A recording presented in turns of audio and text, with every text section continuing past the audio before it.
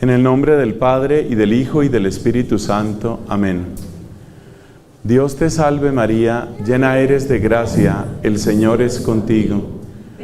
Bendita tú eres entre todas las mujeres, bendito es el fruto de tu vientre, Jesús. Santa María, Madre de Dios, ruega por nosotros pecadores, ahora y en la hora de nuestra muerte. Amén. En el nombre del Padre, y del Hijo, y del Espíritu Santo. Amén. Por favor, siéntense. Vamos a comentar sobre una fecha que ha tenido bastante popularidad. Hoy ha disminuido, gracias a Dios, y creo que se va a entender a lo largo de la predicación por qué digo gracias a Dios. Vamos a referirnos al 31 de octubre y vamos a hablar del Halloween. Esta reflexión tiene 4 partes. Primero vamos a tener una sección histórica. En ese sentido, la providencia de Dios me ha dado una oportunidad, yo digo singular, porque pude vivir durante varios años en donde todo esto empezó, es decir, en Irlanda. Desde el año 2003 hasta el 2009 viví en Irlanda, pude conocer de cerca la espiritualidad celta, pude conocer la evangelización que realizó la iglesia, especialmente a través de San Patricio, un verdadero genio de la pedagogía y de la evangelización. Y pude conocer también lo que está sucediendo hoy en día en Irlanda y en otras partes del norte de Europa, y que tienen que ver con este fenómeno del Halloween. Entonces, esa es la sección histórica. En segundo lugar, vamos a tener una sección que yo la llamo científica. Muchas personas creen que es simple prejuicio. Resulta que hay datos científicos interesantes, incluso sobre los colores. Vamos a hablar de la parte cromática. Vamos a hablar en esa sección científica, yo la llamo así científica. Vamos a hablar también del impacto que tiene el miedo, que tiene el terror en las distintas edades, en los hombres, en las mujeres. ¿Cuáles son los efectos psicológicos que tiene el miedo? El terror voluntariamente buscado, ¿qué efecto tiene en la psiquis humana? Esta sección es científica. Eso quiere decir que vamos a apelar a datos que ustedes pueden comprobar, cosas que ustedes pueden ver específicamente, para que tengamos bases.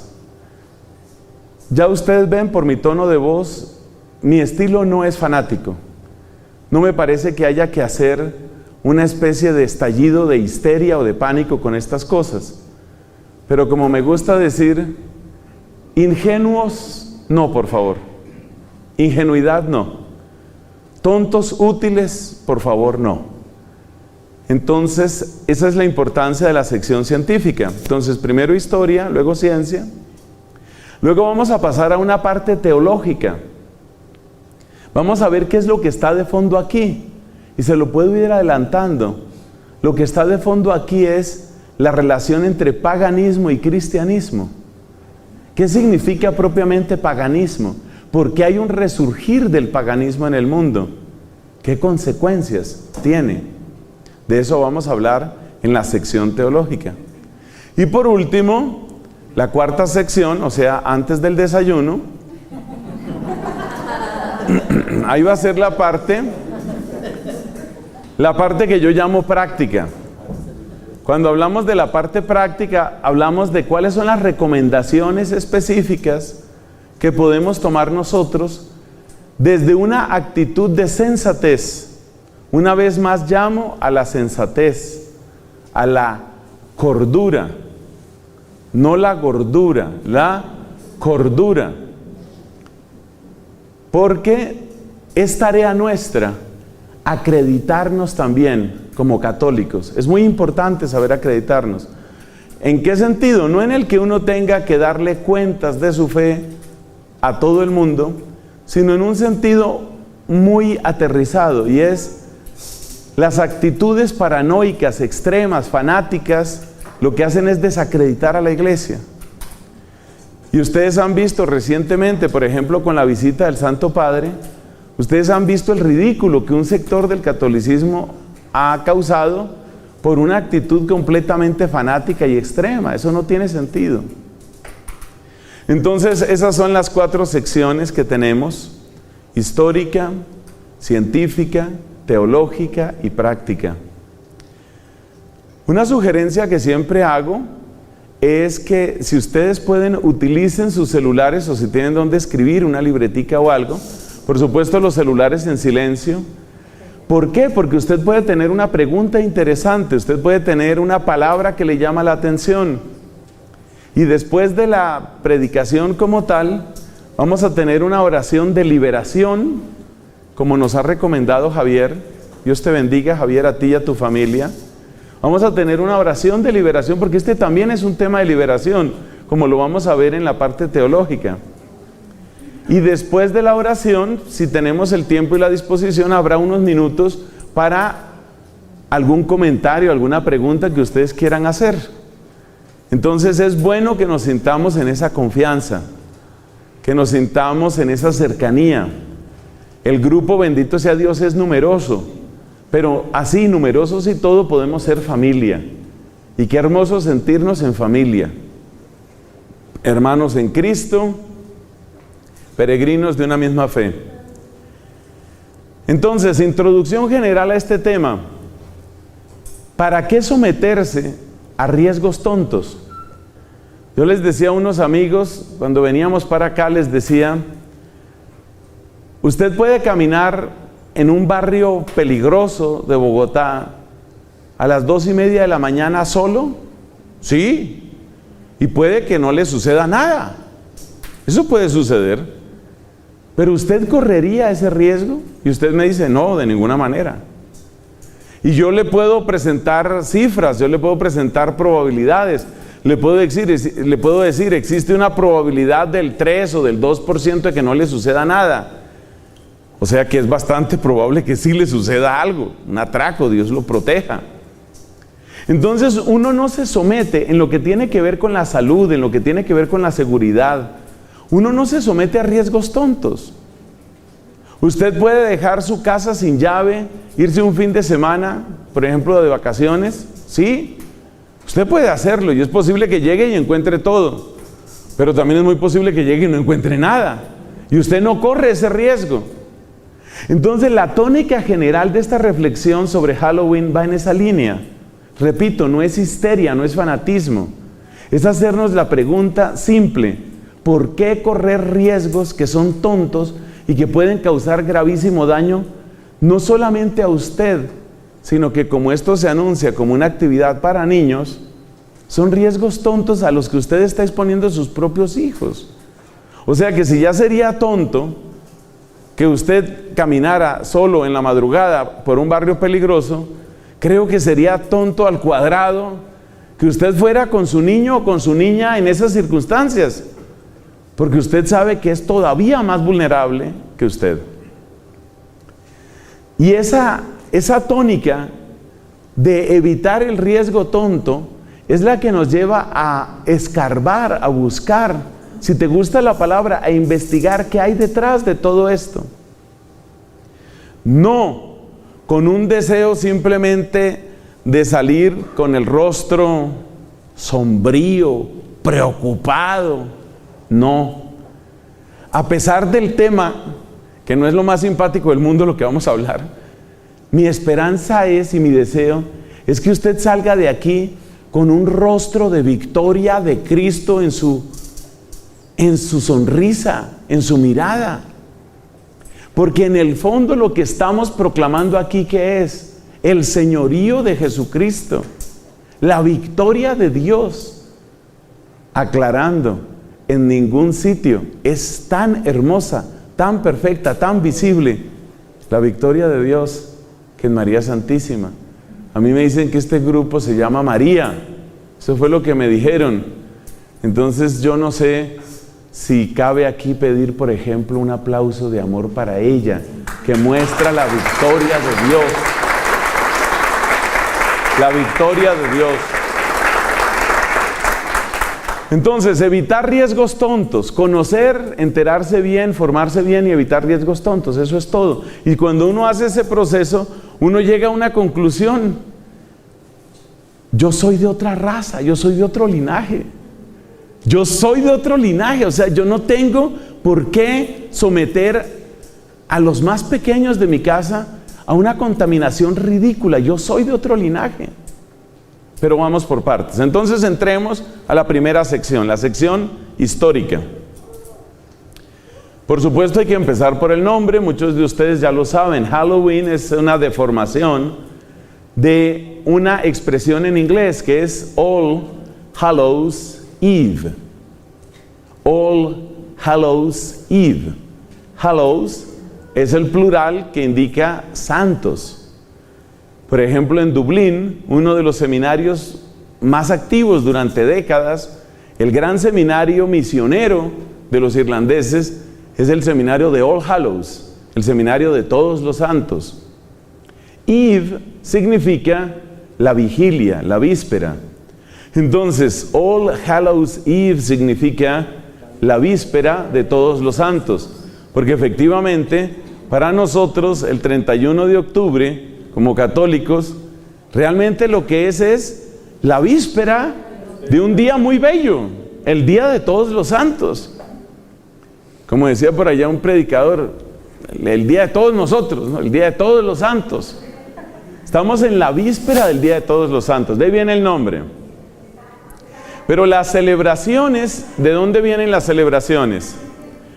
Las celebraciones tienen un origen propiamente en el paganismo. A ver, ubiquémonos en el hemisferio norte, y esto está bastante al norte, toda esta zona de Irlanda, de Reino Unido, etc. Ubiquémonos en esa zona y pensemos en lo que es el ritmo de las cosechas. ¿Qué sucede? 31 de octubre, usted se da cuenta que es prácticamente la oportunidad de recoger la última cosecha. Noviembre ya suele ser un tiempo demasiado frío y ya es tiempo en el que usted ya no va a recoger más.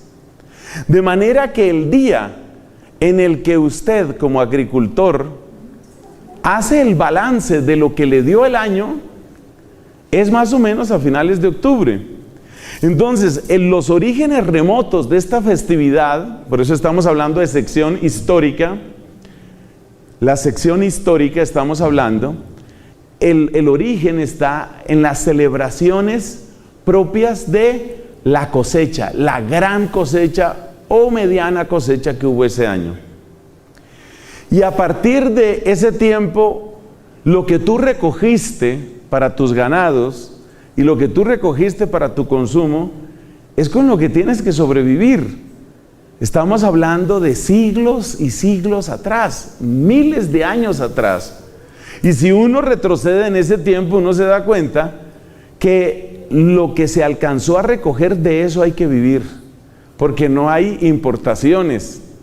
En el tiempo en el que yo vivía en Irlanda, uno podía darse lujos, uno puede consumir manzanas frescas, naranjas, bananos. Son las maravillas del mundo actual que está súper conectado también en términos de comercio. Pero en aquella época obviamente eso no era así. Termina el tiempo de recoger las cosechas, pleno otoño, ya asomando con fuerza el invierno cada vez más, ya recogiste lo que recogiste y en ese momento, ¿qué es lo que te toca? Pues prepararte para el invierno. Esa es la situación. Pero entonces vienen las festividades propias de eso que la tierra ha dado. Y por supuesto, en ese tipo de sociedad, estamos hablando de la sociedad celta de hace muchos siglos, en ese tipo de sociedad lo que la tierra te ha dado, que es con lo que también viven tus ganados, eso que la tierra te ha dado es todo. Entonces el carácter festivo es más o menos como lo que uno podría tener, haz de cuenta, para una fiesta de fin de año.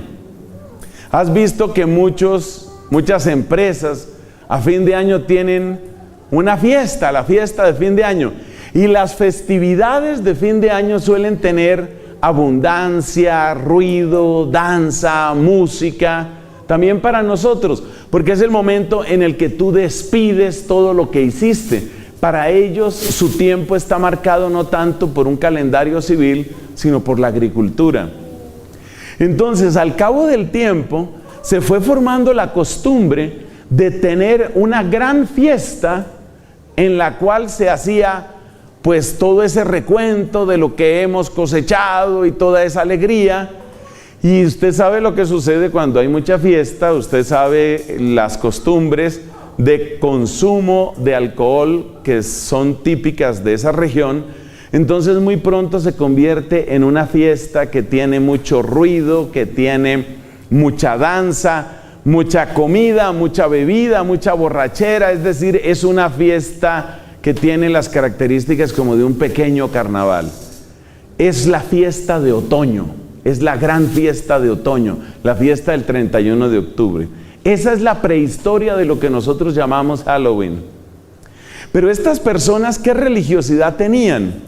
Ellos tenían una religiosidad en continuo contacto con el cosmos y con la naturaleza. La obsesión de ellos es dominar las fuerzas de la naturaleza.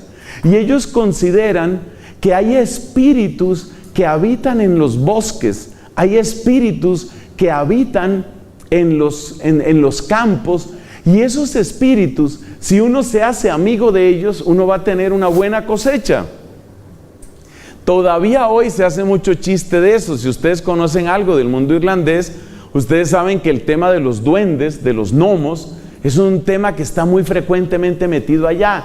Esos espíritus chocarreros que llaman en otros lugares, esos espíritus que están en las montañas. Y entonces para ellos, en su mentalidad pagana, la existencia de esos espíritus del bosque y del campo era algo que daban por descontado. ¿Y qué es lo que uno tiene que hacer entonces? Uno tiene que ¿volverse qué? Amigo de esos espíritus. Entonces, como esos son los espíritus que hacen posible la cosecha, entonces la celebración de la cosecha se convierte también en una celebración en la que se invocan esos espíritus. Ahí entra ese lado que podríamos llamar ese lado incluso espiritual, pero ya vemos qué tipo de espiritualidad es. Entonces hay que congraciarse, hay que amistarse con esos espíritus, con los espíritus de los bosques. En la parte científica vamos a ver por qué los bosques se convirtieron en lugares sagrados para estas culturas. Hay una razón científica para eso, y es bueno estudiar estas cosas, o sea, perderle el miedo a los temas, estudiarlos con serenidad y darse cuenta qué es lo que hay detrás. Entonces, los bosques son lugares donde ellos creían que existían ese tipo de espíritus. Y si yo quiero una cosecha, y si los espíritus del campo son los que determinan la fecundidad del campo, entonces ¿qué me toca? Hacerme amigo de los espíritus. ¿Quiénes eran los sacerdotes? Había una casta que ustedes tal vez han oído mencionar, la casta de los druidas. Los druidas eran una casta sacerdotal que en medio del mundo celta se acreditó o ganó crédito ante la población como los expertos en hacer el puente entre el mundo natural, comida, bebida, de nevadas, inviernos, heladas, y el mundo sobrenatural, todos esos espíritus. Entonces los druidas fueron los sacerdotes de ese mundo celta, los sacerdotes que se ganaron la credibilidad de la gente y a los cuales las personas les entregaban sus ofrendas, les entregaban pues lo que era necesario para el culto. Las cosas fueron tomando a veces un curso, una dirección bastante espantosa. Sucede lo siguiente: cuando yo le digo a usted la palabra momia, muy posiblemente usted piensa en las momias de Egipto, y usted piensa en los cadáveres embalsamados en condiciones de aire muy seco, como es el aire desértico del norte de Egipto. Eso es lo que usted tal vez piensa como momia. Pero usted tal vez puede saber también que otras culturas también han tenido momias. Los muiscas en esta región de Colombia tenían momias, usted las puede ver en el Museo Nacional. Momias mucho mejor preservadas son las de los Andes en la cultura inca. Los incas tenían sacrificios humanos y para ellos los dioses de las alturas dentro del panteón, dentro de la mitología de ellos, los dioses de las montañas reclamaban sacrificios preciosos. ¿Qué es lo más precioso que una persona puede tener? La vida. Entonces, para un papá, para una mamá, es incluso más doloroso sacrificar a un hijo que matarse a sí mismo. Entonces, pues resulta que esta gente en territorio inca mataban a los hijos, mataban a las hijas y las dejaban como ofrenda a los dioses. El clima seco y frío, muy, muy frío, de las alturas de los Andes ha preservado a muchas de esas momias entre los incas. ¿Por qué les cuento esto? Porque resulta que eso nos muestra que hay momias o hay cadáveres que se preservan en condiciones distintas. Desde el calor de Egipto hasta el frío de las montañas de los Andes, fíjate que se pueden conservar cadáveres. Resulta que en tierras de Irlanda se han encontrado cadáveres muy bien preservados. Lo más interesante, interesante desde el punto de vista de la investigación, pero es absolutamente espantoso lo que voy a decir, es que estos cadáveres muestran que fueron sacrificados. Es decir, fueron seres humanos que fueron sacrificados. ¿Cómo se conservaron? El clima de Irlanda no es seco como el de Egipto, no es tan frío como el de los Andes. Resulta que un modo de preservación de los cadáveres es en la tierra mojada, tierra húmeda, si esta tierra carece radicalmente de oxígeno. Es decir, aunque a usted le parezca extraño, es como contrario a lo que uno se imagina, los pantanos de tierra muy fría, como es Irlanda la mayor parte del año, los pantanos de tierra fría son lugar muy adecuado para conservar estos cadáveres. ¿Por qué? Básicamente porque el frío hace lenta la acción de las bacterias y porque en esos pantanos muy pronto se agota la provisión de oxígeno en el agua.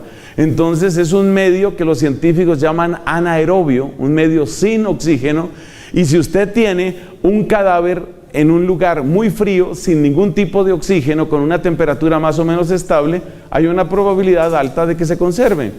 Entonces se han encontrado estos cadáveres admirablemente preservados, y esto es lo espantoso. Se ha encontrado que fueron cadáveres torturados antes de morir, cadáveres que fueron ofrecidos dentro de los cultos de los druidas. ¿A quiénes? Pues ofrecidos a esos espíritus de los campos, a esos espíritus de los bosques. Inmediatamente viene a la memoria de uno lo que nos dice el apóstol San Pablo cuando habla de idolatría. Dice, el ídolo como tal no es nada, pero detrás del ídolo es el demonio el que recibe el culto. Entonces, finalmente, estas personas, yo me acuerdo el caso porque lo alcancé a leer en bastante detalle, ustedes lo pueden investigar igual que yo no tengo fuentes secretas. Prácticamente todo lo que yo les estoy diciendo aquí, usted lo puede corroborar en una buena búsqueda, por ejemplo en internet. Entonces, me acuerdo el caso de un cadáver admirablemente conservado, de una persona relativamente joven. Joven significa que podría tener menos de 30 años, y se muestran las incisiones, las heridas, cómo fue estrangulado, qué se le hizo a la persona. Fue ofrecida a los espíritus.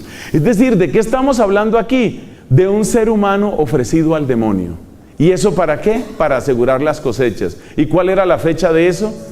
31 de octubre. Esa es la realidad. Es decir, yo no me estoy inventando nada. No lo mire como un reto, como un desafío. Simplemente investíguelo usted y va a encontrar eso mismo. Entonces, la parte histórica, ¿qué nos muestra? Nos muestra el origen de la palabra y nos muestra el tipo de prácticas que eran frecuentes en estos lugares, por ejemplo de Irlanda, y donde se ve claramente la asociación entre esa fecha, el estilo de carnaval el estilo de fiesta desaforada, llena de excesos, de licor, de sexo, de orgía y lleno también de sacrificios humanos.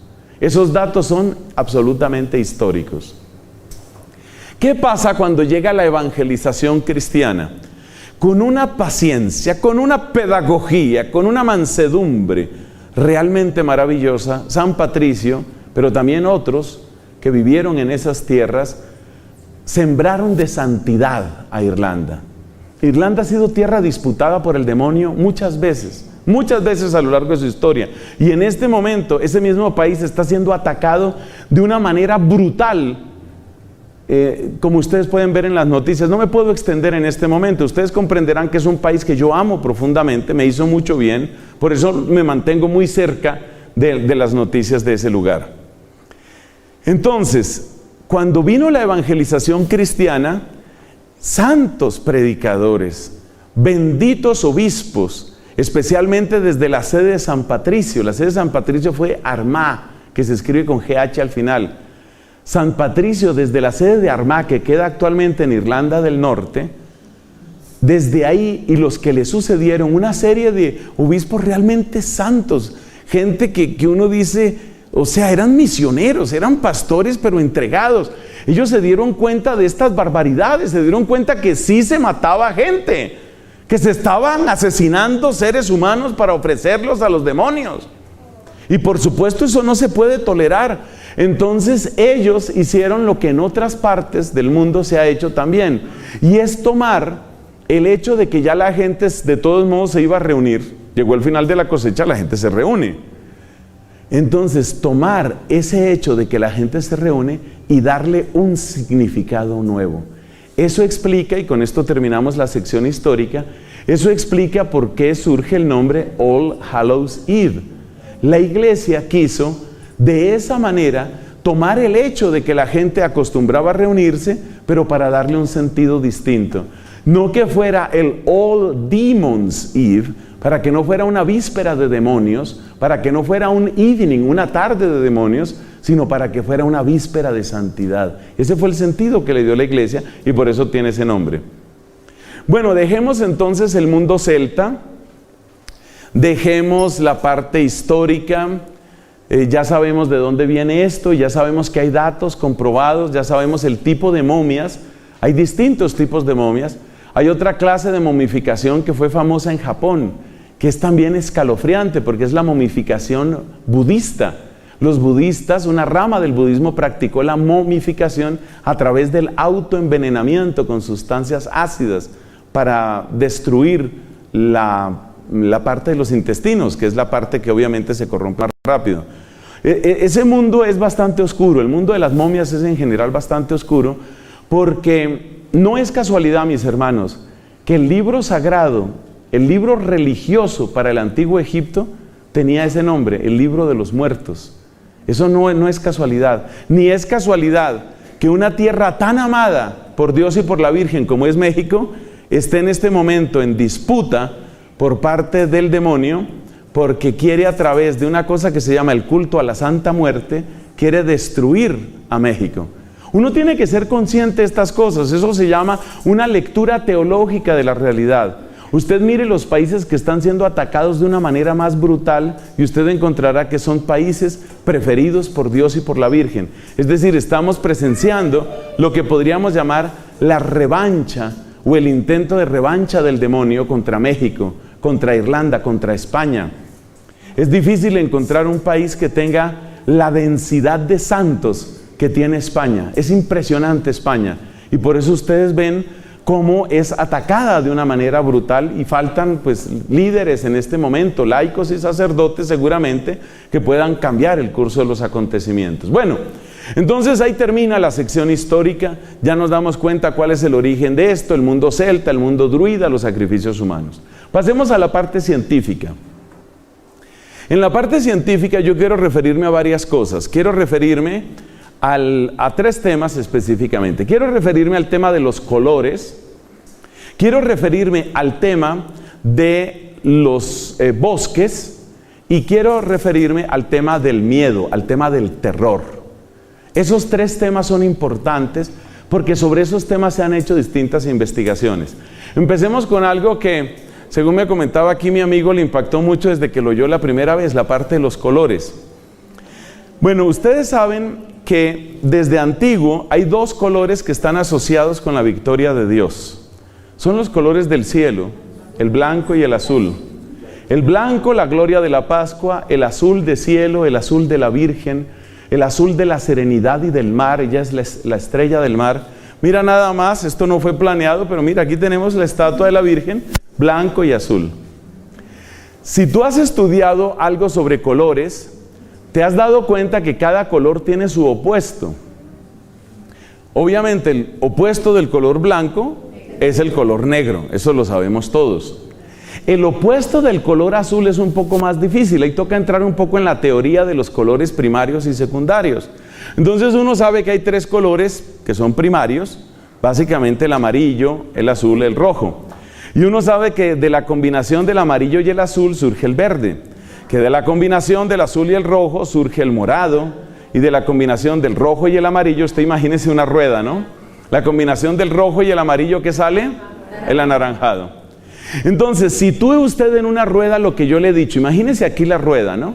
Vamos a poner aquí máxima concentración con este tablero invisible que tenemos. Vamos a poner aquí el amarillo, vamos a poner aquí el azul y vamos a poner aquí el rojo, haciendo el triángulo de los colores primarios.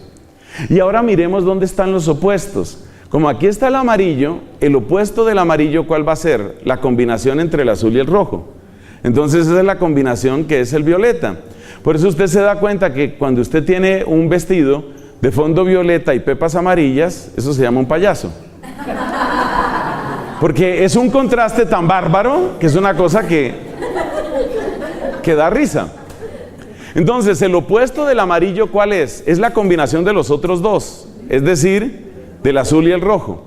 ¿Cuál sería el opuesto del rojo? El opuesto del rojo sería la combinación del amarillo y el azul, es decir, el verde. Entonces, el opuesto del rojo es el verde. Y eso lo nota usted, por ejemplo, en la decoración del tiempo de Navidad. Los colores que más se utilizan son el verde y el rojo porque causan un contraste festivo. Pero ahora vamos al otro. Hagamos el otro ejercicio. ¿Cuál es el opuesto del azul? El opuesto del azul es la combinación del rojo y el amarillo. Y ese es el naranja. ¿Y cuáles son los dos colores que siempre se repiten en las celebraciones de Halloween? El negro y el naranja. Entonces, ¿de qué se trata? ¿Cuál es el mensaje, llamémoslo así, subliminal que contiene Halloween? Es trabajar por lo opuesto al blanco y el azul. Cada vez que usted vea decoración negra y naranja, acuérdese de esta imagen de la Santísima Virgen María. Acuérdese. Y dése cuenta que esos colores están haciéndole la guerra a estos colores. De eso es de lo que se trata. Eso es lo que se llama un dato científico. Créame que yo en una época no le daba mucha importancia a esto, hasta que tuve que entrar en contacto como sacerdote con algunas personas que están metidas en temas de satanismo. Yo tuve un compañero de estudio que estaba metido en satanismo, y en un momento dado descubrí con espanto que una de las consignas en las que meten a estas personas es que por lo menos durante un tiempo tienen que hacer una especie de voto o promesa de vestirse de arriba a abajo solamente con el negro. Negro y negro. Y yo lo tuve de compañero y dije, no puede ser que esta persona esté vestida así. Efectivamente, medias negras, bueno, la ropa interior no se la vi, pero medias negras, pantalón negro, camisa negra. Una vez sí le vi que tenía una camisilla y la camisilla era negra y un pañuelo negro que sobresalía. Es decir, eso tiene un mensaje. Eso tiene un mensaje. Usted sabe que la manera como usted se viste, de alguna manera en algún sentido es la expresión de cómo usted quiere ser visto. Por eso si usted está de luto, usted no se viste de una manera festiva, porque usted está de luto. Entonces usted no quiere ser visto como de fiesta porque usted está triste. De modo que el color sí que tiene un significado. No vamos aquí a entrar tampoco en una cosa, digamos, parapsicológica. Hay gente que le da demasiada importancia a eso. Los del Feng Shui, por ejemplo, le dan demasiada importancia que a los muebles, la orientación de los muebles, los colores, los aromas, No entremos en eso, por favor, que eso es fanatismo. Pero sí hay que tener en cuenta que hay una guerra cromática contra Dios y la Virgen en Halloween. Y eso no me lo invento yo. Mira la rueda de los colores, mira cómo funciona. Y desde que yo tengo memoria de mí mismo, jamás ha habido un Halloween con colores distintos. El color siempre tiene que ser negro y naranja para hacerle la guerra al blanco y al azul. Bueno, ese es el primer dato científico que es interesante. Segundo dato científico, hablemos de los bosques. Los bosques han estado muy asociados a la brujería en muchos tiempos. De hecho, cuando empezaron las reuniones, esas reuniones, no sé en qué siglo pueda situarse eso, pero las reuniones de personas que invocaban al demonio, los llamados aquelarres, esos aquelarres siempre empezaron en algunos claros del bosque. Y por eso algunas personas se preguntan, bueno, ¿qué es lo que sucede con los bosques? Es decir, ¿qué es lo que tiene un bosque de particular? Obviamente, toda la creación es de Dios. Solo Dios es creador, solo Dios es el que ha creado todo. Entonces, y nos dice la Biblia, vio Dios todo lo que había hecho y todo era bueno. Y por supuesto que los bosques salidos de las manos de Dios son buenos. Pero ¿qué es? ¿Cuál es el elemento científico, psicológico que está en los bosques para producir ese tipo de cosas? La respuesta no es tan compleja. Lo que sucede es que si usted se sitúa, hágalo mentalmente en este momento, si usted se sitúa en un bosque, usted empieza a tener una percepción. Y esa percepción es que hacia donde usted mire en cualquier dirección, todo es igual. ¿Qué pasa cuando usted mira que todo es igual? Que usted pierde la sensación de orientación. Usted pierde la capacidad de orientación.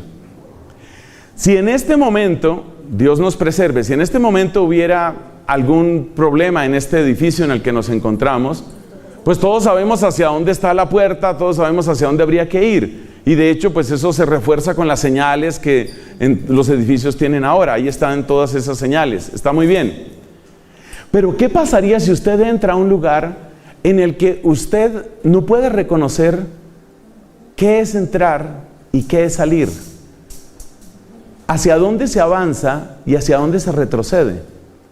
Bueno, si hay buena luz del sol, y usted sabe más o menos en qué hora del día está, pues usted por la sombra puede hacer algo. Pero si es bosque y es de noche, su sensación de orientación se pierde completamente. Y esa sensación de pérdida de orientación produce una especie de suspensión de juicio, una especie de desorientación, pues ese es el nombre, ¿no? Una especie de desorientación que hace que usted sea incapaz de sacar conclusiones.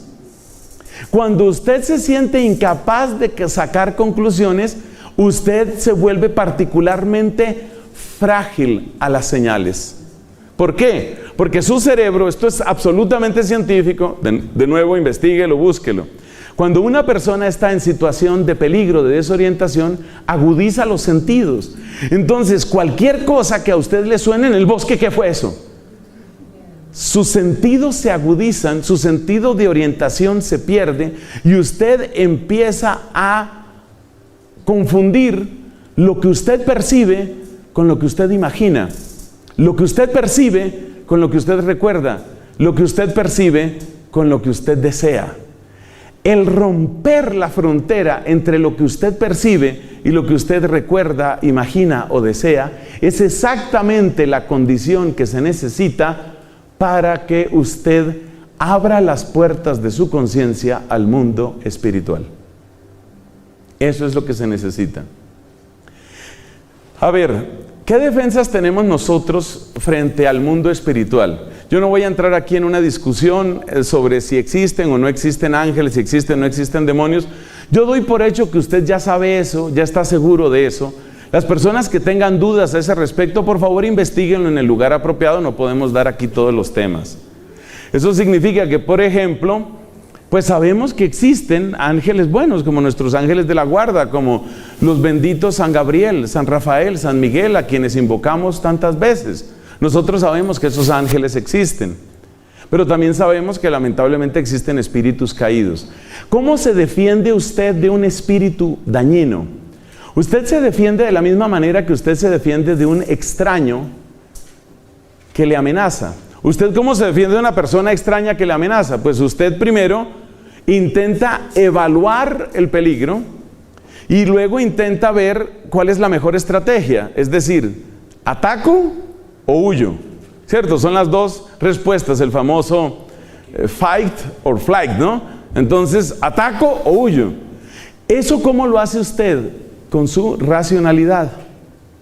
Pero si yo lo pongo a usted en una condición en que su razón no trabaja bien, porque su percepción está acelerada al máximo y usted está desorientado, entonces su capacidad de respuesta racional es mínima. ¿Qué quiere decir eso? Que usted acaba de abrir una puerta para ser influenciable por ese mundo espiritual. ¿Cuál es la segunda línea de defensa? Mucho más fuerte y mucho más importante. ¿Cuál es la segunda línea de defensa que uno utiliza? Si uno es creyente, la segunda línea de defensa es la oración. Es la oración, indudablemente. Entonces, por ejemplo, muchos habrán escuchado la historia de este santo cardenal. Para mí ya es un santo, el proceso de beatificación está abierto. El cardenal Van Thuan. El cardenal Van Thuan fue un cardenal de la Iglesia Católica que fue encarcelado durante décadas por el sistema comunista de Vietnam. Y realmente lo que querían era enloquecerlo. Entonces lo sometieron a confinamiento solitario durante años enteros. O sea, tú imagínate años metido en una prisión que a duras penas tendría 1 o 2 metros cuadrados, sin ver nada, sin oír nada. Eso es para enloquecer. O sea, ¿cuál es el efecto? El efecto es destruir tu capacidad racional. ¿Por qué este hombre no perdió la racionalidad? ¿Y por qué este hombre no perdió la fe? Por la fuerza de la oración. Porque era un hombre de oración. Bueno, muchos estaban orando por él, pero él mismo es un santo hombre de oración. Ya murió. Él predicó unos retiros en la curia del Vaticano frente a Juan Pablo II y los cardenales de la curia. Ese es el cardenal Van Thuan. Entonces, aprender esto, por favor. Uno tiene 2 líneas de defensa frente a la maldad. La primera línea de defensa es la racionalidad. Usted analiza el problema, usted mira, esto me conviene, no me conviene, tomo por aquí o no tomo por aquí, ¿qué está pasando acá? Un momento, ¿aquí qué pasó? Más despacio, páseme la película despacio. Cuando usted habla de esa manera, ¿qué está tratando de hacer?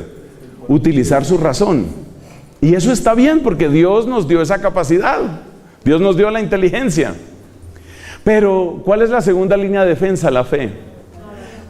La fe, pues, expresada en la oración, expresada en nuestra confianza en Dios. Entonces la pregunta es esta: si usted no conoce esa fe, porque esa es la situación del mundo pagano, si usted no conoce esa fe, no la tiene, y usted pone a su racionalidad en una situación donde queda suspendida y desorientada, las 2 defensas que usted tenía caen. Y si caen las 2 defensas que usted tenía, ¿qué le va a pasar? Que usted ha abierto las puertas. Eso es lo que se llama abrir puertas. Usted ha abierto las puertas a ese tipo de cosas. Le voy a dar ejemplos contemporáneos para que usted vea. Si usted conoce algo sobre la nueva era, usted se dará cuenta inmediatamente que la mayor parte de las prácticas de la nueva era tienen la misma estructura. Es decir, bloquear su capacidad racional produciendo una desorientación, induciendo una desorientación y confundir su fe. La nueva era utiliza exactamente las mismas estrategias de los druidas, las mismas estrategias de los bosques. Esto es tan científico como ir usted a un bosque y tratar de orientarse. ¿Cómo utiliza la nueva era eso? Por ejemplo, ustedes han oído y tal vez algunos habrán practicado la famosa meditación, lo que se llama meditación en la nueva era. ¿Y en qué consiste la tal meditación? Le dicen a usted, concéntrese en algo. Por ejemplo, va a mirar la tapa de esta botella. Mire la tapa de esta botella. Mírela mientras yo le voy dando vueltas y vueltas y vueltas. Solo mírela, solo mírela. Yo le voy a dar otras vueltas. Respire muy profundo y mire la tapa. Mire la tapa. Llega un momento en el que el hemisferio izquierdo, acuérdense que hay una diferencia en los hemisferios del cerebro. El hemisferio derecho es el hemisferio que trabaja más en términos de lógica, proporción, deducción. El hemisferio izquierdo es un poco más holístico, intuitivo, etc. Entonces, cuando usted somete a su cerebro a una acción repetitiva, donde no hay contenido, llega un momento en el que el cerebro, el hemisferio derecho, empieza, digamos, a cansarse, por darle un nombre. se desconecta y usted queda sometido a una experiencia en la que desaparece el tiempo. Es decir, es algo parecido a la hipnosis. De hecho, la hipnosis funciona de esa manera. Así funciona tal cual la hipnosis. Entonces, ¿qué sucede con la persona hipnotizada? La persona hipnotizada ha abierto una puerta. En este caso, ha abierto la puerta ¿a quién? A quien lo hipnotizó. Y por eso el que lo hipnotizó le puede decir cosas. A veces cosas imposibles. Quiero que usted se acueste entre esas dos sillas y le ordeno a sus músculos que estén tensos para que usted quede como una tabla. Y la persona queda así, porque la persona abrió esa puerta. Entonces usted tiene que darse cuenta que las prácticas que abren puertas son prácticas con las cuales usted está exponiéndose a esa clase de espíritus. ¿Y cuáles son las más utilizadas ahora? La meditación, el yoga y una cantidad de cosas que algunas personas cuando lo oyen a uno dicen: ¡ay, pero ese sacerdote tan fanático! No me llames así si no le estás poniendo cuidado a lo que te estoy diciendo. Estudia el tema de hemisferio derecho y hemisferio izquierdo. Estudia lo que es la supresión de la racionalidad. La supresión de la racionalidad se produce de muchas maneras. Hay drogas acústicas que se distribuyen a través de YouTube. No les digo que lo busquen ustedes, tengan mucha prudencia con estos temas, porque son drogas, como me lo está oyendo, se llaman drogas acústicas. ¿Qué es una droga acústica? Es un conjunto de sonidos diseñado para que su cerebro se desconecte, es decir, para que usted pierda capacidad de conocimiento o de deducción racional. Eso es lo que es una droga acústica, y las drogas acústicas son terribles. Porque con una droga acústica usted pierde la capacidad de racionalidad. Bueno, la comparación con abrir la puerta es interesante porque tiene que ver con lo que decíamos al principio de esta charla. ¿Usted abriría su puerta y se iría de paseo? No, usted no lo hace. Puede que no suceda nada. Puede que no suceda, efectivamente. Entonces hay personas que han practicado la ouija, que es otra manera de abrir puertas. Es abrir puertas y abrirlas muy claramente al demonio. Usted practica la ouija y no, a mí no me pasó nada, era un juego para mí, ahí no pasa nada. No digas eso. Una persona, por ejemplo, va a yoga. Mire, yo lo único que le digo, si usted se siente absolutamente incapaz, si usted practica yoga y se siente absolutamente incapaz de dejarlo, solo le digo una cosa: investigue. Vuelvo al principio, no seamos tontos útiles, por favor, investigue.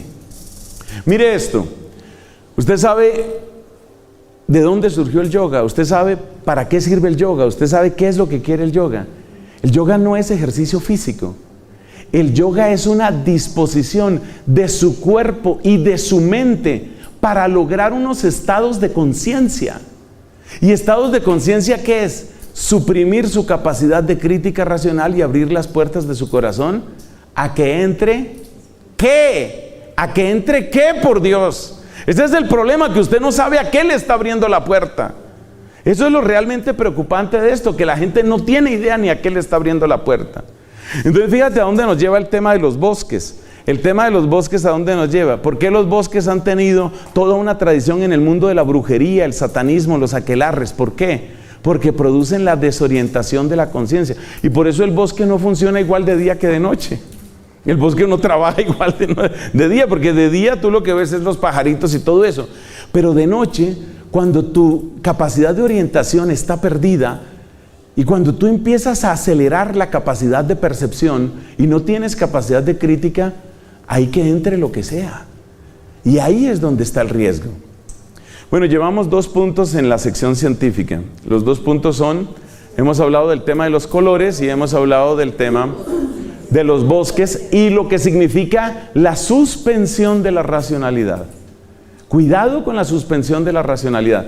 Fíjate que San Pablo en la primera carta a los Corintios dice: los espíritus de los profetas obedecen a los profetas. ¿Por qué?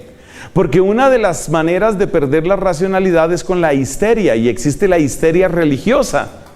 Entonces, ¿qué pasaba en la comunidad de Corinto? Pasaba que algunas veces esta gente eran carismáticos, pero súper, pero mega, pero hiper, pero uber carismáticos. Y entonces estos recontra carismáticos entraban en una especie de danzas y de éxtasis y de cosas raras, y empezaba el uno gritaba, el otro gritaba, es decir, entraban en una situación de histeria, como una droga, como un bosque donde tú te desorientas. Y en medio de una de esas celebraciones, alguien empezó a gritar: maldito sea Jesucristo. Y entonces dijo San Pablo, no, nadie puede decir Jesús es el Señor sino guiado por el Espíritu Santo, y nadie puede negar el señorío de Cristo si no es con el espíritu del mal. Entonces date cuenta que para San Pablo es claro que nosotros en nuestra espiritualidad cristiana debemos tener una particular desconfianza con el tema de que nos quieran desconectar la racionalidad. ¿Y qué es lo que más desconecta la racionalidad hoy en día en los medios urbanos? La difusión extensiva de la meditación y del yoga. Tengan cuidado, porque en los colegios ya lo están haciendo. Ya les están haciendo ejercicios de, entre comillas, meditación a los niños. Ya les están haciendo clases de yoga o no sé qué a las niñas. Y entonces usted dice, no, pero no seamos tan fanáticos, no seamos tan exagerados. Realmente no pasa nada. Tú no tienes idea de lo que se ha entrado. Tú has oído de cómo hay enfermedades, físicamente hablando, hay enfermedades que pueden hospedarse en una persona y desarrollarse años después.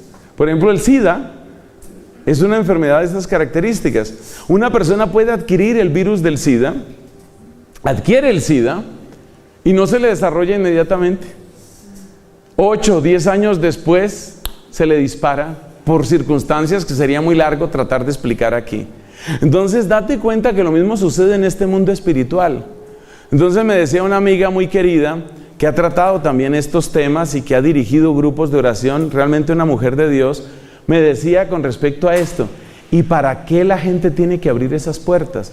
Y me decía ella, y luego se quejan, ay, ¿qué será que mi hijo solo quiere oír música satánica? Solo quiere oír los diablos esos. Y sí, son diablos. Mucha de la música está marcada específicamente por invocaciones a Satanás. Hay que tener en cuenta que esos grupos musicales han utilizado eso como estrategia comercial. Muchos de ellos no son satánicos en realidad, pero utilizan eso como estrategia comercial. Pero si yo utilizo como estrategia comercial invocar al diablo, posiblemente el diablo aprovecha esa oportunidad para algo más que comercio. Entonces, cuidado con el tema ese de la desorientación. Cuidado con los temas de yoga, investiga. No te quedes simplemente con que ya pagaste el semestre de yoga, ¿no? No te quedes simplemente con eso. Piénsalo bien, mira lo que te están haciendo y mira cómo en la medida en que nos confundimos más en la fe y empezamos a desarticular y a desarmar nuestra capacidad racional, estamos abriendo puertas. Y ustedes saben que en esto los demonios van siempre en serio. Último dato científico. Hablemos un poco sobre el daño que el terror produce en hombres y en mujeres. Bueno, todos somos susceptibles a que nos haga daño el tema del terror. Cuando hablo de terror, no solo me refiero a máscaras o disfraces típicos de esta tristeza que se llama Halloween, sino me refiero también a las películas de terror. Me refiero también a la cultura del terror. Hay personas que cultivan eso, a los relatos de terror. Mire, sintetizando, porque estoy viendo aquí el tiempo y estoy viendo que esto avanza rápidamente, pero sintetizando le digo dos cosas. Particularmente en los hombres, en los varones, el terror produce una de dos cosas. Produce o una agresividad o produce una tendencia a la superstición y a la magia. En nosotros los varones son las dos respuestas típicas del terror y es muy típico. A ver, recuerden ustedes que hombres y mujeres tenemos esta hormona que se llama testosterona, pero en nosotros los varones esa hormona circula por nuestro cuerpo en una cantidad muchísimo mayor que en el caso de las mujeres. Se ha comprobado, eso está muy bien estudiado, la testosterona tiene que ver con ciertas respuestas conductuales que están bien caracterizadas. Por ejemplo, el espíritu competitivo. Esa es una cosa muy de la testosterona. Si usted es casada y ha viajado con su esposo por carretera y usted ve que su esposo no puede ver ningún carro adelante, tiene que alcanzarlo y tiene que pasarlo, y después de ese tiene que pasar al otro. Y usted ha viajado también con una amiga y se da cuenta que la amiga simplemente va tranquila a 200 metros detrás del otro carro. Usted entiende lo que es la testosterona. Eso es típico de la testosterona. Luego, pues hay hombres que son civilizados o que la mujer los ha domesticado. Bueno, no sé por qué dije eso, pero bueno. Hay hombres a los que la mujer los ha educado, está más bonito. Entonces ya dejan ese espíritu ridículo. Entonces el hombre desarrolla ese tipo de agresividad. Por eso también el hombre, cuando encuentra un problema, su actitud en primer lugar es déjeme solo con el problema, déjeme. Entonces van el esposo y la esposa por allá en una ciudad, se perdieron. Sugiere la esposa, preguntémosle, no, espere, déjeme, yo sé, si yo he venido aquí, yo sé por dónde es. Esa afirmación agresiva del yo es muy propia de la respuesta masculina. Frente a las amenazas del terror, el ser humano masculino intenta responder con esa agresividad. Entonces, el frecuentar el terror hace daño en el varón en esa línea, produciendo agresividad. O hay otro tipo de varón, o el mismo que he dicho, que entonces intenta una estrategia diferente. La estrategia diferente es utilizar su racionalidad y decir, espere, yo negocio. Aquí yo, ¿qué puedo hacer? ¿Qué puedo hacer yo en este caso? ¿Y qué es negociar cuando se trata de este mundo espiritual? Superstición. ¿Qué es la magia? Es superstición, es negociar. ¿La magia qué es? Yo pago y ya tengo dinero. ¿Cómo es? Salud, dinero y amor. Se lo saben, ¿no? Salud, dinero y amor. Entonces, uno se da cuenta que la respuesta típica masculina frente al terror, por nuestra propia constitución biológica, está marcada en eso.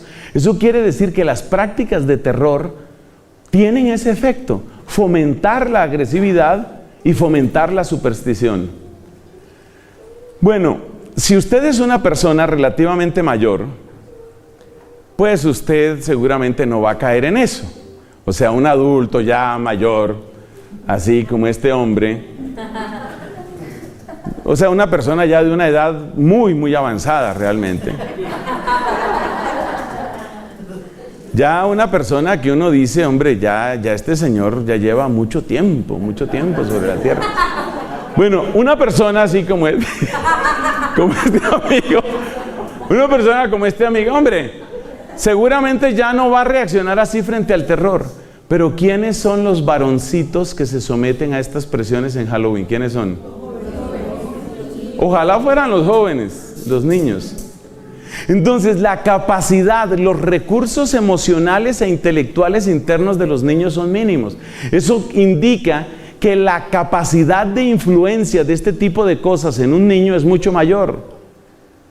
Ay, padre, tan exagerado usted. Mire, si yo hice eso y yo estaba allá, yo he pasado por todo eso y yo no me volví ni brujo, ni druida, ni maté a nadie.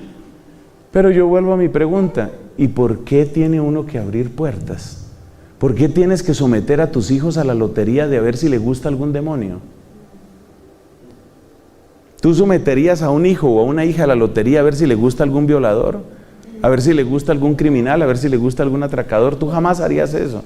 Entonces, ¿por qué los vas a someter a ese tipo de cosas?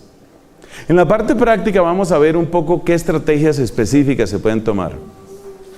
Entonces terminamos ahí la parte científica.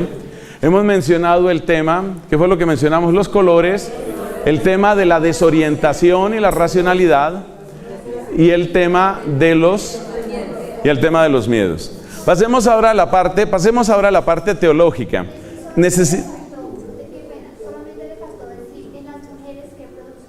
Sí, tienes razón. Gracias por la interrupción. Me dejé interrumpir y hice bien. En las mujeres, ¿qué produce el terror? Y esto es terrible porque es muy poco conocido. En las mujeres deforma el sentido de la sexualidad y de la afectividad. Una mujer en condiciones normales, lo que es la estadística de la inmensa mayoría de las mujeres, desea gustar, desea ser amada. Y particularmente desea gustarle a alguien que quiere que sea su pareja, que quiere que sea su esposo. Esa es la situación de la inmensa mayoría de mujeres. No entremos aquí en discusiones de casos marginales. No es el escenario para hacerlo. Ese sería otro tema. Entonces, la inmensa mayoría de las mujeres tienen ese deseo. ¿El deseo de qué? De gustar, de agradar, de ser amadas, de ser admiradas, todo esto. Resulta que cuando una mujer es admirada, cuando una mujer gusta, es buscada. Entonces, por eso, las mujeres desde muy pequeñas, desde demasiado pequeñas, me estoy acordando de mi sobrinita, la que quiero muchísimo, desde que era una gotica, ya ella había aprendido la estrategia que tienen todas las mujeres, es decir, ver rápido y actuar más rápido.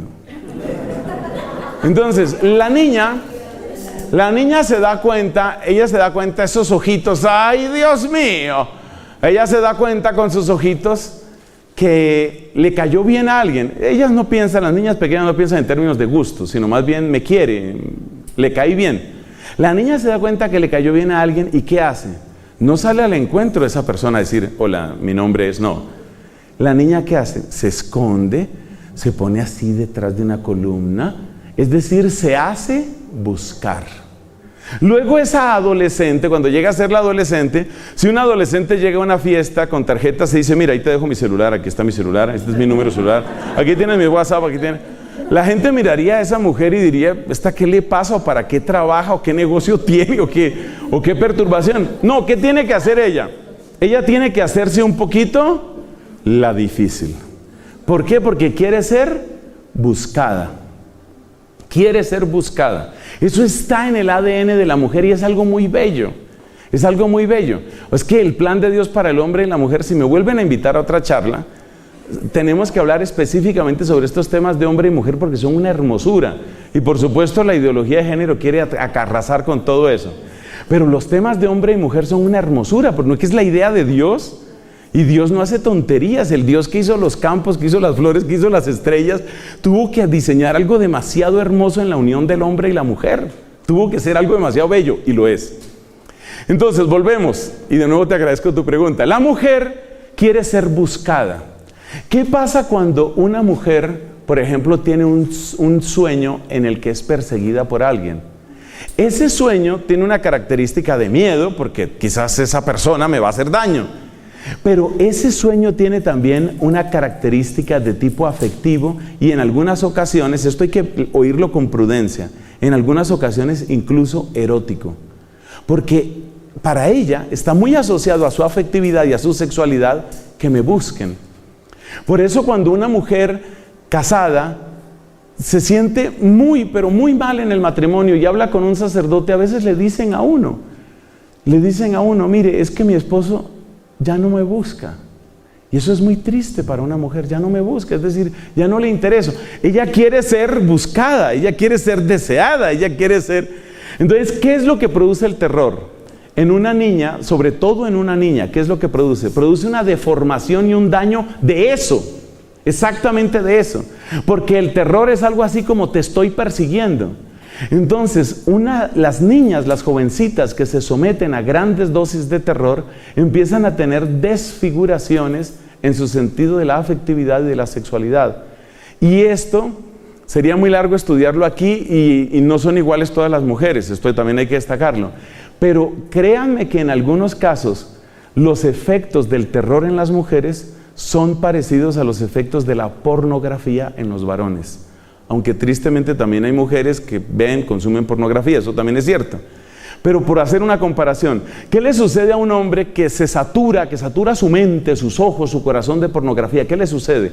Ese hombre se vuelve difícil de saciar y se vuelve, digamos, un obstáculo para sí mismo en su respuesta sexual. Sobre esto hay estudios hechos por ateos, por científicos que no tienen nada que ver con la iglesia. O sea, aquí yo no estoy hablando, digamos, como sacerdote, estoy hablando de lo que la ciencia enseña sobre este tema. Busquen ustedes, por favor, efectos de la pornografía en los varones y un efecto dramático es incapacidad de respuesta sexual, es una impotencia inducida. ¿Por qué? Porque la persona ha puesto tanto su sexualidad y su afectividad en términos de un deseo fantasioso, imposible, que aunque tenga una esposa amorosa, cariñosa, bella, esa mujer no logra despertar en él todo lo que le despierta la fantasía de la que está repleto él. Eso que produce la pornografía en los varones, eso producen las películas de terror en las niñas. Entonces hay que tener mucho cuidado, porque los papás seguramente se sentirían incómodos y tal vez horrorizados, o yo no sé, una palabra fuerte, si encuentran a la hija consumiendo pornografía. pero tal vez no toman la misma reacción si ven a la hija viendo una película de terror. No permitan eso.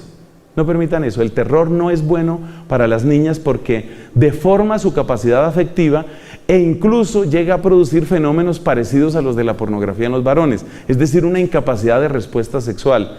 Y en casos específicos ha habido que tratar a los varones sobresaturados de pornografía y ha habido que tratar a las mujeres sobresaturadas de terror porque son incapaces de sentir verdadero deseo. Efectivamente, aunque el esposo es feo, tampoco es un monstruo. Entonces, ahí cerramos ya el tema científico. ¿Qué hemos hablado? Los colores. Hemos hablado de la desorientación racional típica de los bosques y cómo eso se produce en otros lugares de nuestra sociedad. Y hemos hablado del miedo y el efecto en los varones y, se me iba olvidando, el efecto en las mujeres. Pasemos a la parte teológica. Vamos a ser un poco breves en esto, dadas las condiciones de tiempo. ¿Qué es lo que está de fondo aquí? Lo que está de fondo aquí es el paganismo. El paganismo. Y la victoria de Cristo sobre el paganismo. Eso es lo que está de fondo aquí.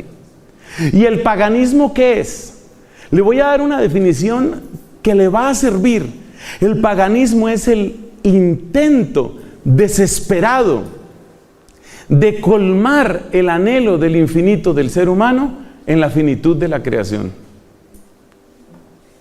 No he podido encontrar, en los años de vida que Dios me ha concedido, no he podido encontrar una mejor definición de lo que es el paganismo. Se la repito. Paganismo es el intento desesperado de colmar la infinita sed del hombre en la finitud de la creación. Entonces, el paganismo, partamos de la parte central de esto, la sed de infinito que hay en el ser humano.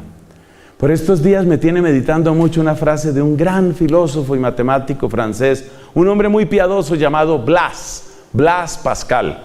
Efectivamente, el del triángulo de Pascal, el mismo que da una medida en física sobre la presión, me parece que es.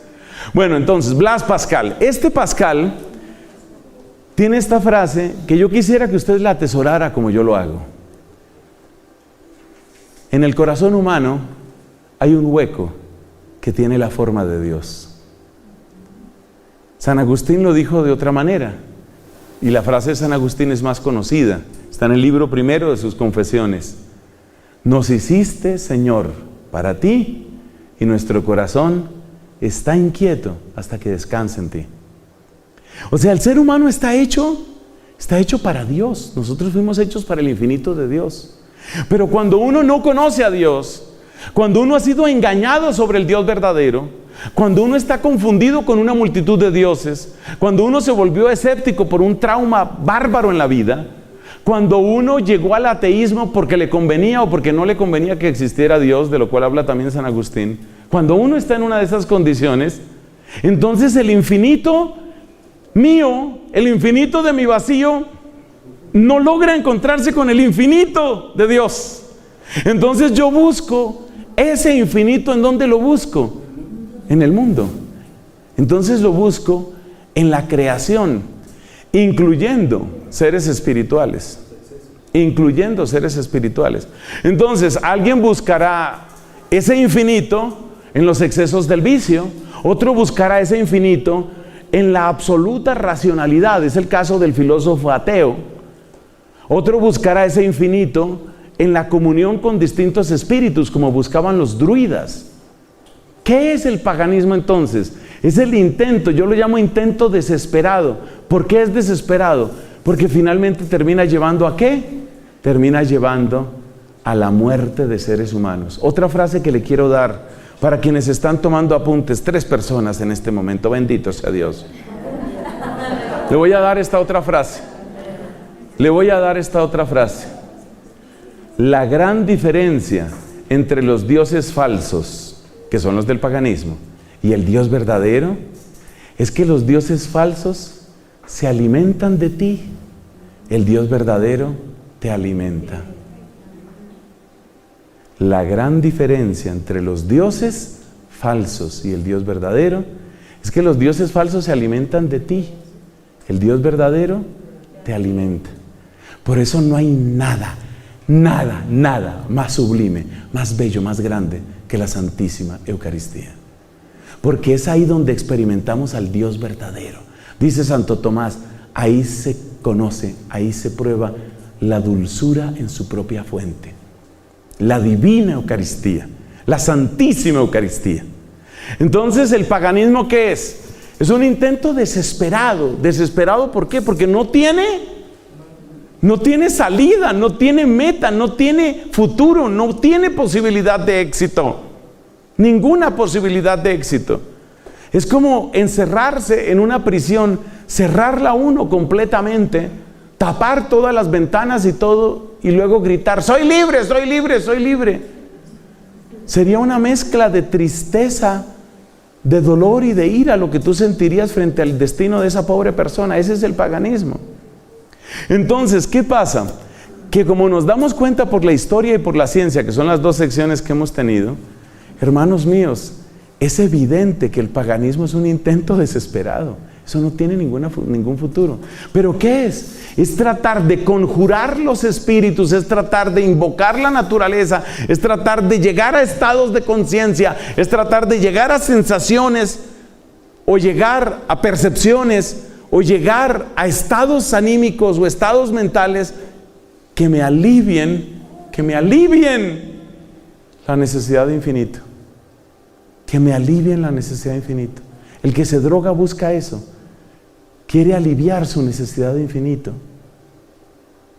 Y así para los demás vicios y para este tipo de prácticas. Entonces dejemos por ahí esa sección sobre paganismo y cristianismo y pasemos a la parte práctica con la cual concluimos esta reflexión. Sugerencias. Entonces vamos a dar 4 sugerencias prácticas. La primera, yo tomo el título de esa serie de televisión que hace muchos años tiene un sacerdote al que yo admiro mucho, el padre Pedro Núñez, el que sale por EWTN. Usted conoce el título del programa de él, Conozca primero su fe católica. Pedro Núñez, si no lo conocen, conózcanlo. Es un sacerdote, Dios lo preserve, lleva años en un servicio entregado, generoso, bello de evangelización. En cierto sentido ha sido un maestro para muchos de nosotros, padre Pedro Núñez. Pero bueno, el consejo no es simplemente vaya al padre Pedro Núñez. El consejo es, conozca primero su fe católica. Mire, cuando yo me encuentro una persona que me dice, ¿pero qué hay de malo? ¿Pero qué hay de malo? Yo pienso, o sea, como yo he tratado tanto, pero tantos años con parejas, con familias, muchas cosas yo las veo desde la lente de la pareja. Y salen cosas muy bonitas. Entonces, mire, le voy a hacer una comparación con la realidad de la pareja y la frasecita esa de ¿qué hay de malo? ¿Qué hay de malo? Imaginémonos una mujer casada que le dijera al esposo, ¿tú te pones bravo conmigo si yo llamo al vecino? Pues no, si tienes que llamar por algo, pues lo llamas, no pasa nada. Ah, bueno. ¿Te pones bravo si yo lo llamo por la mañana y por la tarde? Pues no sé por qué tendrías que llamarlo por la mañana y por la tarde, pues tus razones tendrás. ¿Te parece bien si lo llamo antes de dormirme? ¿Por qué tienes que llamarlo tanto? Mi amor, es que yo quisiera saber cuántas veces puedo llamarlo sin que te pongas bravo. Usted de inmediato deduce que esa pobre mujer está en una situación terrible de desorientación afectiva o de lo que sea. Porque ella está viendo hasta dónde puedo estirar mi cercanía con el vecino, hasta dónde puedo llegar, a dónde está el vecino, ¿a dónde puedo llegar? Siguiendo todavía casada, ¿no? Y dije que era una mujer en ese caso. Eso es lo mismo que hace mucho católico. ¿Cuánto yoga puedo practicar? Pero sí puedo hacer un poquito de yoga, harto yoga. Puedo ir donde el Maharaji, me da permiso ir donde el Maharaji. Y si además quiero simplemente pasar por delante, no voy a hacer nada, sino pasar por delante para ver al indio amazónico, luego me devuelvo, solo verlo, no es nada más. Lo puedo ver por la mañana, por la tarde. ¿Qué le está pasando a esas personas? Lo mismo que a esa mujer. Esa mujer ya es infiel. Esa mujer ya es infiel. Y es posible que no le haya tocado un dedo al vecino, pero ya es infiel. El que se pregunta por el límite de su fidelidad ya es infiel. Escriba esa frase que le sirve. El que se pregunta por el límite de su fidelidad ya empezó a ser infiel. Claro. Eso funciona de esa manera. Eso funciona de esa manera. Si a mí se me cae un hilo en la calle, ¿ese es un delito? Pues no, claro que no. ¿Y si es un pedacito de tela? O sea, si yo boto, por ejemplo, un pantalón de mi abuelito hacia la calle, si yo boto la ropa que ya no me sirve, la boto así frente a la calle, ¿ya ese es un delito? O sea, las personas que empiezan a jugar con el límite, en el fondo ya perdieron en su corazón. Entonces el primer consejo práctico es: robustezca. Mire, conozca la belleza, dice el padre Pedro Núñez. Conozca primero su fe católica, conozca la belleza de la liturgia, conozca la belleza de la oración. Puedo leer por cultura general estos libros de Caballo de Troya que escribió JJ Benítez, cultura general simplemente. Pero usted ha leído los evangelios. No, estoy ocupado primero, deme tiempo. Primero tenía que leer a Paulo Coelho, luego tenía que leer a Ansel Grün, luego tenía que leer. Y la Biblia, no sé, en mi funeral leerán algo, supongo. Entonces, esa persona que está jugando con el límite, ya se extravió hace rato. Cada vez que ustedes se pregunten a sí mismos o se escuchen su propia voz diciendo estas palabras: ¿qué tanto puedo hacer de esto sin que sea pecado? Acuérdense del ejemplo de la señora y el vecino. Bueno, entonces primero, conozca, valore, ame su fe católica. Ahí descubrirá que usted no necesita tanta basura. Entonces es la primera recomendación. Segunda recomendación: yo le quiero invitar, honestamente le quiero invitar, evite completamente las celebraciones de Halloween. Completamente. Realmente ese es mi consejo. Evite completamente. Evítelo completamente usted, y evítelo completamente su familia, y evítelo completamente en la decoración de su casa, y evítelo completamente en sus niños. ¿Por qué esa recomendación? Bueno, pero ¿y si yo pongo, por ejemplo, una calabaza azul para que no sea naranja?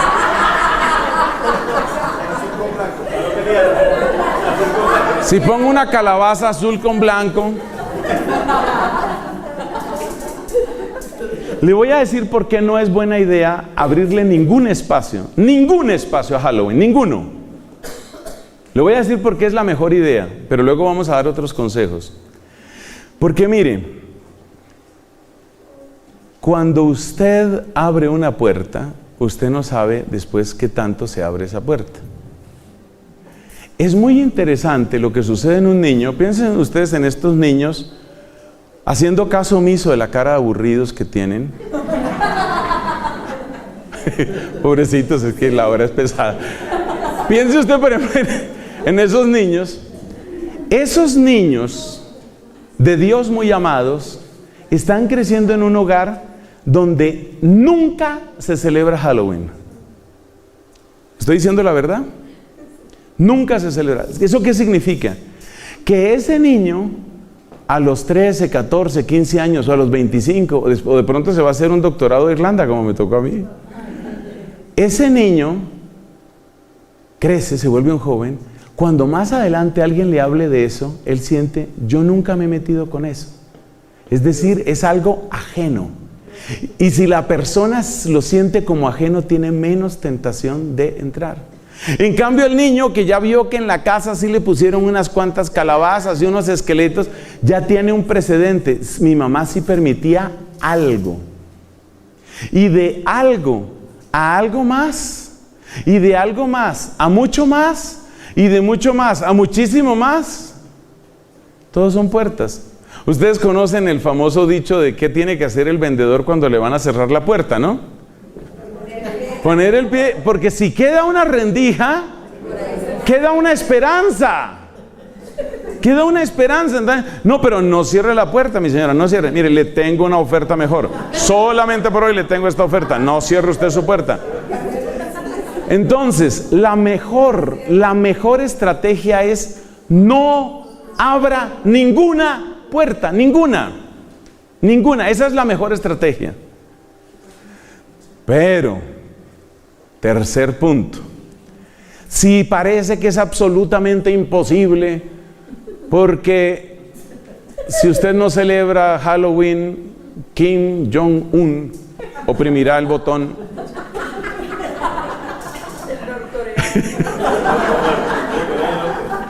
Si usted siente que realmente no hay otra manera, porque eso va a ser un conflicto de familia, va a ser una cosa terrible, va a ser algo espantoso, entonces viene el tercer consejo. Si materialmente y después de orar y después de exponer su posición de una manera razonable, orada, después de divulgar este video, si después de todo eso no hay manera, entonces utilice la solución, hay una solución que es la perfecta, que es no hacer nada. Pero si no puedes, entonces utilice la otra, que es el famoso tema de los disfraces de angelitos, de princesas, de santos, de profetas. Es decir, lo que llaman en inglés, eso es el second best, ¿no? Hay más o menos. No es tan bueno, pero todavía trae efectos muy positivos, porque los niños que solo han conocido ese tipo de celebración, cuando les vienen con el cuento del terror, dicen, no, yo no quiero eso. O sea que todavía ahí se salva mucho. Esa es entonces la tercera recomendación. Si no hay nada más que hacer, usted debe entrar por ahí. Y el cuarto punto, ¿cuál es? La cuarta sugerencia, ¿cuál es? Recuerden ustedes que el tesoro más grande que tienen es su familia. Defiendan a su familia con la oración. Y se ha demostrado que no hay oración más apropiada para defender la familia que el Santo Rosario. Santo Rosario, por lo menos una vez a la semana. Acostumbren a sus hijos a que hay rosario, a que hay oración, a que de vez en cuando se lee la Biblia. Acostumbren a sus hijos a eso. ¿Y quién debe dirigir la oración? Que eso es parte del cuarto consejo. El papá. Es el papá. Si no es el papá, se produce un daño. ¿Cuál es el daño? Con los hijos varones. Recuerde usted que la naturaleza no perdona, y cuando ese hijito suyo llegue a los 11, 12, 13, cuando ya entre en adolescencia, él no va a querer ser la mamá, él va a querer ser el papá. Y si el papá no reza, si el papá no va a misa, si el papá se burla de la religión, si el papá dice vayan ustedes, eso es lo que va a tomar el hijo. Entonces, realmente las oraciones en la casa las tiene que dirigir el papá. Eso es así, y así lo manda Dios. Eso es lo que significa ser cabeza, Efesios capítulo 5. Eso es lo que significa ser cabeza en la casa. Ser cabeza en la casa no significa a mí me tienen que dar la porción más grande, me tienen que servir de primero, yo soy el único que grita aquí. Ser cabeza en la casa significa ser el primero en la sabiduría, ser el primero en el perdón, ser el primero en la oración. Eso es ser cabeza en la casa. Pero siempre que digo esto hay algunos señores que me miran con cara de que usted me está cambiando las condiciones del contrato. Entonces, si no se lo predicaron en la misa en que se casó, yo se lo digo aquí. Ser primero es eso que acabamos de decir. Defiendan sus hogares. Sus hogares valen demasiado. Sus hijos valen demasiado. Y termino donde empecé. ¿Por qué exponerse a riesgos tontos? ¿Por qué? Más bien empecemos en una cultura diferente, empecemos a celebrar a quien merece ser celebrado, a nuestro Señor Jesucristo, a darle a Él el honor y la alabanza. Gloria al Padre, al Hijo y al Espíritu Santo.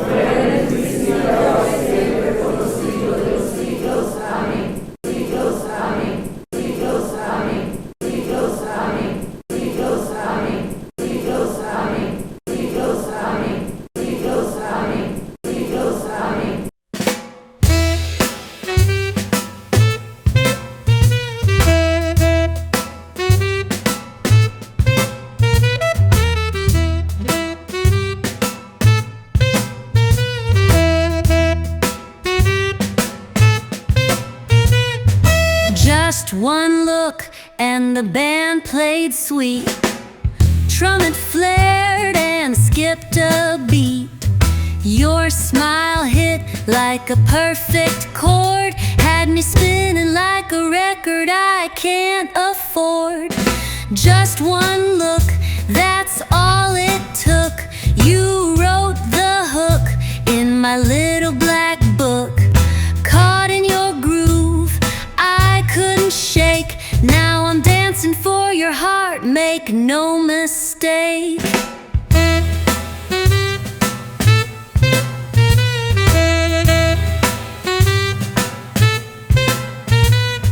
You lean back with a drink in hand, like you own the room and the band.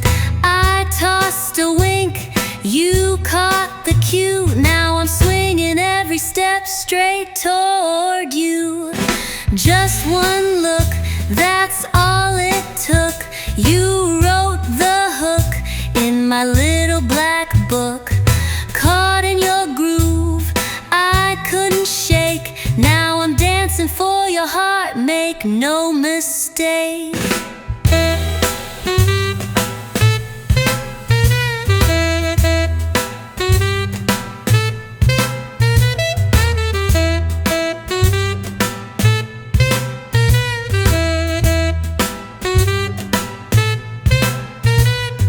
Just one look, that's all it took. You wrote the hook in my little black book. Caught in your groove, I couldn't shake. Now I'm dancing for your heart, make no mistake.